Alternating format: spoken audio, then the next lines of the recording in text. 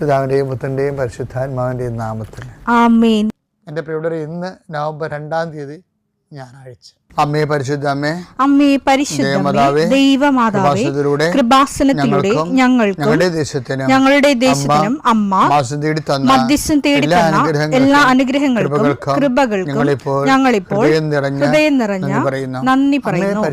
അമ്മേ പരിശുദ്ധമേ, ദൈവമാതാവേ, 2004 ഡിസംബർ 7 ഉച്ചകഴിഞ്ഞ് 2:30 കൃപാസനത്തിൽ സംഭവിച്ച അമ്മയുടെ പ്രത്യക്ഷപ്പെടലിനെ കുറിച്ച് തിരുസഭയ്ക്ക് സമർപ്പിച്ചിരിക്കുന്ന പഠനരേഖകളുടെ മേൽ സഭാത്മകമായ പഠനം ആരംഭിക്കുവാൻ ഞങ്ങൾ പ്രാർത്ഥിക്കുന്നു.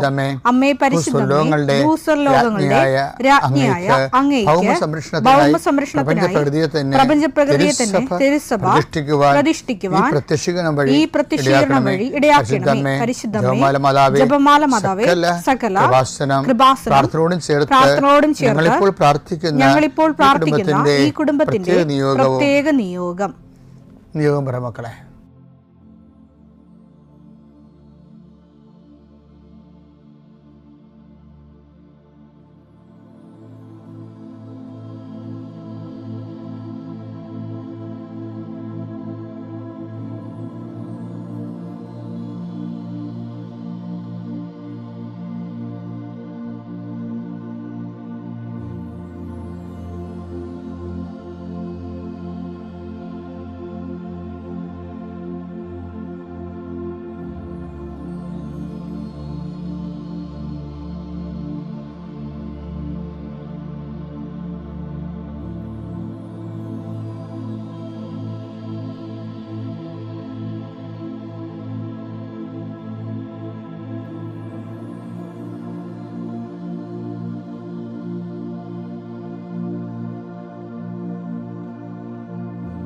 അമ്മയുടെ പ്രത്യക്ഷീകരണത്തിന്റെ ഈ അനുഗ്രഹവേളയിൽ ഞങ്ങൾക്ക് സാധിച്ചു തരുവാൻ കനിയണമേ. ആമേൻ. വിശ്വാസ പ്രമാണം. സർവശക്തനായ പിതാവും ആകാശത്തിന്റെയും ഭൂമിയുടെയും സൃഷ്ടാവുമായ ദൈവത്തിൽ ഞാൻ വിശ്വസിക്കുന്നു. അവിടുത്തെ ഏകപുത്രനും ഞങ്ങളുടെ കർത്താവുമായ ഈശോമിശിഹായിലും ഞാൻ വിശ്വസിക്കുന്നു. ഈ പുത്രൻ പരിശുദ്ധാത്മാവിനാൽ ഗർഭസ്ഥനായി കന്യകാമറിയത്തിൽ നിന്ന് പിറന്ന് പൊന്തിയോസ് പീലാത്തോസിന്റെ കാലത്ത് പീഡകൾ സഹിച്ച് കുരിശിൽ തറയ്ക്കപ്പെട്ട് മരിച്ച് അടക്കപ്പെട്ട് പാതാളങ്ങളിൽ ഇറങ്ങി മരിച്ചവരുടെ ഇടയിൽ നിന്ന് 3-ാം നാൾ ഉയർത്ത് സ്വർഗത്തിലേക്ക് എഴുന്നള്ളി സർവശക്തിയുള്ള പിതാവായ ദൈവത്തിന്റെ വലതുഭാഗത്തിരിക്കുന്നു. അവിടെ നിന്ന് ജീവിക്കുന്നവരെയും മരിച്ചവരെയും വിധിക്കുവാൻ വരുമെന്നും ഞാൻ വിശ്വസിക്കുന്നു.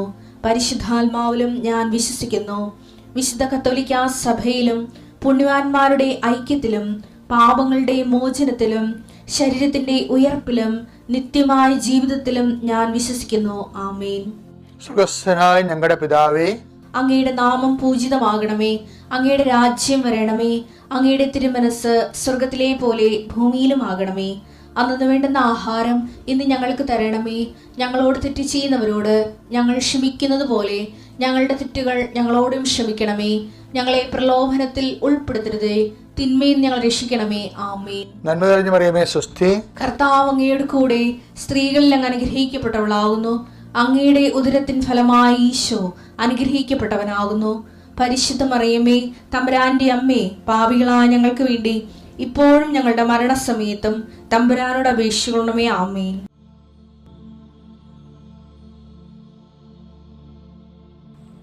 എൻ്റെ കർത്താവേ, നിന്റെ വിശുദ്ധ പൗരോഹിത്യത്തെ മഹത്വപ്പെടുത്തണമേ.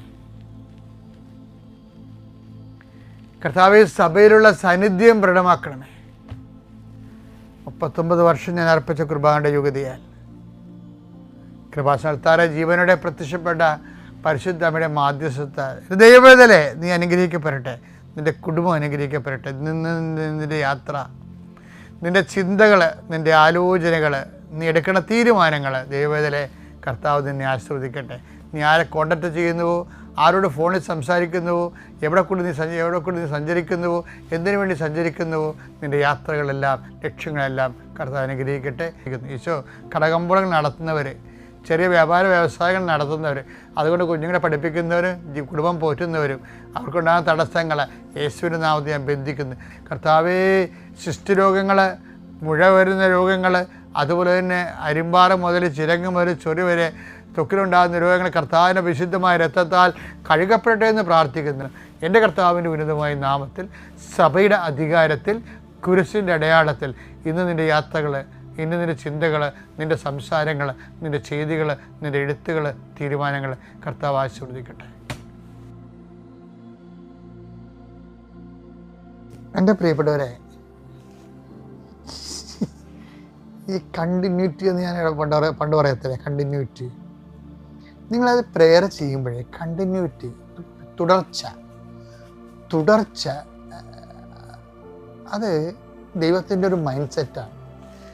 നമ്മൾ ഇടയ്ക്ക് ഇങ്ങനെ ഗ്യാപ്പ് വരത്തില്ലേ, അപ്പോൾ ആ സാധനം ഡാമേജ് അതായത് ഉദാഹരണത്തിന് ഇപ്പം എന്നെ അനുഗമിക്കാൻ ആഗ്രഹിക്കുന്നവൻ എന്താ പറയണത്, തന്നെ പരിത്യജിച്ച് ദിവസേന എന്നല്ലേ 9:23 വിശുദ്ധ ലൂക്കായുടെ സുവിശേഷം. ആരെങ്കിലും എന്നെ അനുഗമിക്കാൻ ആഗ്രഹിക്കുന്നെങ്കിൽ അവൻ തന്നെ പരിത്യജിച്ച് അനുദിനം തന്റെ കുരിശും എടുത്തുകൊണ്ട് എന്നെ അനുഗമിക്കട്ടെ. ഇതിൻ്റെ അകത്ത് ഇന്റർവെല്ലും ഗ്യാപ്പും ഒന്നുമില്ല.